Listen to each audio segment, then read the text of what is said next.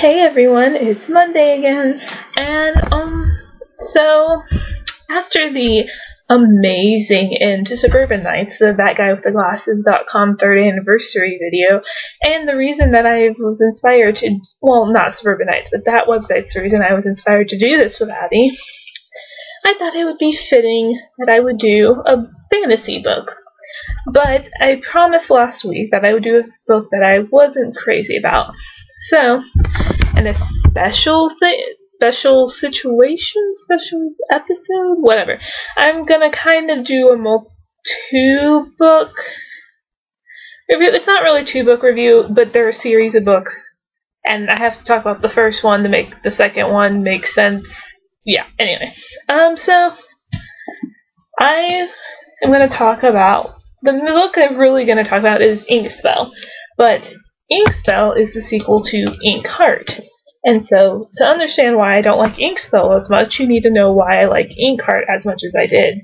And, so Inkheart by Cornelia Funk, I think it's Funk. It might be, I don't know. Sorry if I mispronounce your last name. Anyway, it is a really interesting concept. Basically, the summary is, one cruel night, Maggie's father reads aloud from Inkheart, and an evil ruler named Capricorn escapes the boundaries of fiction and lands in their living room. Suddenly, Maggie's in the middle of the kind of adventure she's only read about in books. Maggie must learn to harness the magic that has conjured this nightmare. Only she can change the course of the story that has changed her life forever. And, I generally really like Cornelia's books. Like, I have, like, The Thief Lord and some of the other things she's written. And I like this book, obviously. You can see how well loved it is.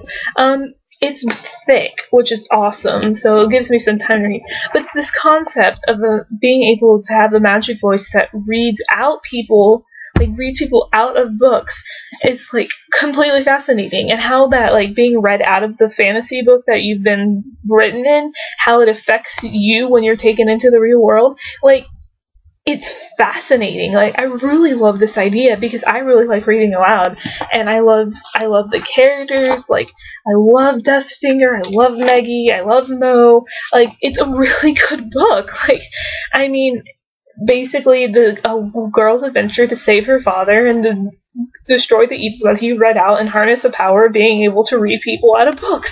That's awesome! Like, it's so good. I really liked it. And it ends well. It ends like you could stop the book here. Like, this, you could just read this and be content with your life. Like, it wraps up really nice. And I don't want to talk too much about it because, like, obviously this isn't the main book that I'm focusing on, and also because I don't want to, like, give anything away because we are spoiler free. But it's really good. I really recommend this book, even if I'm not a big fan of the rest of the series. This one book is really good.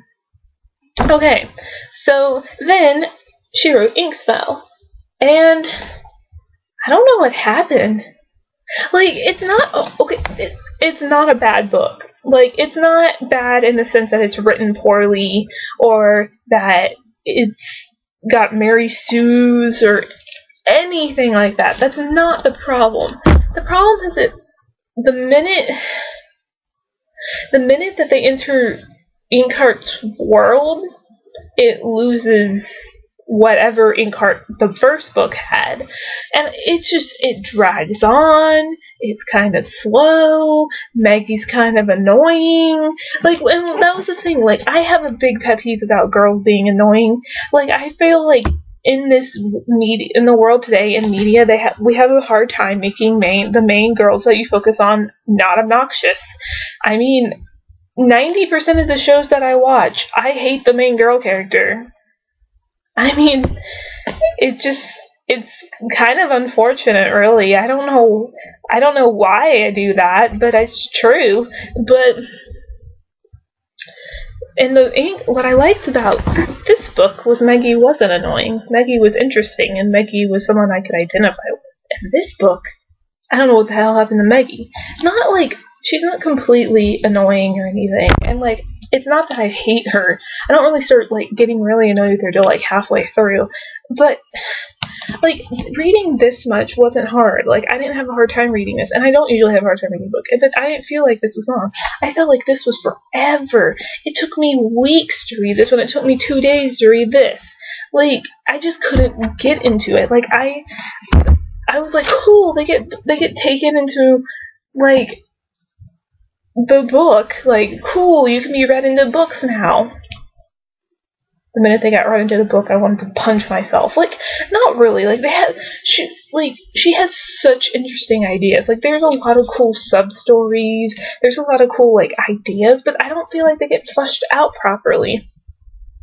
And I feel like they get dragged in the mud and, like, torn down from the main story that they're following, and all the cool little sub-ideas that she came up with for the Inkheart world get forgotten, and when they could be far more interesting to focus on. Like, even with the only, like, parts that stood out to me were Dustfinger's parts, but I also have, like, weird obsession with Dustfinger. Like, I just really like his, not obsession, I just like his character a lot, but, like, anything with Meggie kind of annoyed me. Anything with,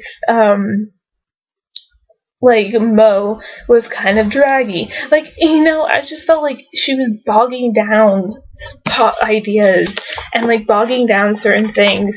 And, I mean, it's just not, it doesn't have the same magic that this book had. I don't think. It lost something, and I don't know what. And there is a third book, there is Ink Death, but I never picked it up because I could barely finish Inkspell. And I, like, well, okay, I didn't know, first, I didn't, like, after I finished this one, I completely forgot about the Ink series. And so I didn't know that Ink Death existed until recently, and I haven't picked it up yet, and I've read things, and most people agree that Ink Death is a lot more like Inkspell than it was like Inkheart, which is a shame because I didn't like this, and I probably will go pick up Ink Death because I don't believe in not finishing a series, and I do want to know what happens, but at the same time, I really wish I had been told that it's like Inkspell. Like, I don't know. I love Inkheart. Inkheart is fantastic. You could read it just as it is and agree with the ending and make it its own novel. But then when you pick up this, maybe you won't agree with me, but it just seems to kind of lost something here. And I don't want to say she's a bad author or anything, because she's not. I suggest The Thief Lord. It's a really good book. I suggest a lot of stuff she wrote, anything she wrote, but I don't know what happened here. And it was really kind of disappointing, because Inkheart was such a good book. But who knows? Maybe my opinion's wrong. But it is my opinion, and I have to say that Inkspell does not live up to the storytelling magic and expectations that Inkheart left you with.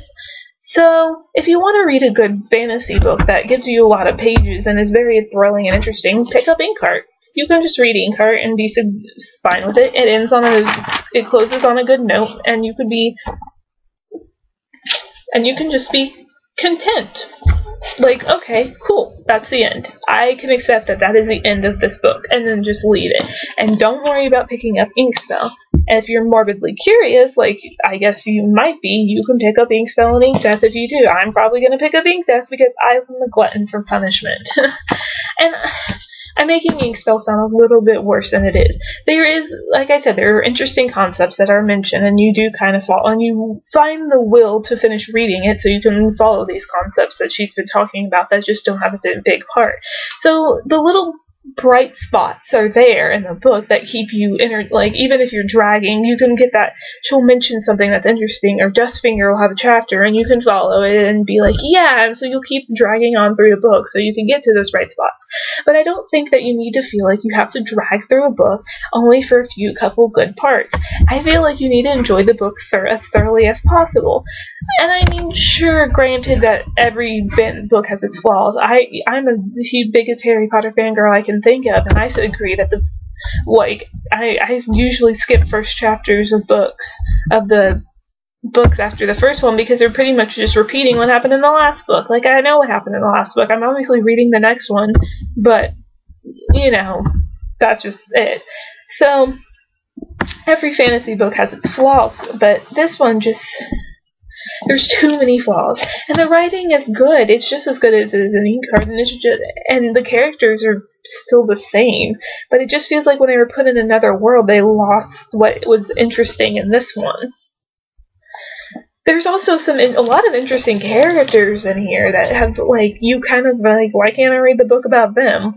I mean, there's, like, the Black Prince, and then the, like, traveling gypsy type people, gypsy entertainers that Dustfinger was a part of.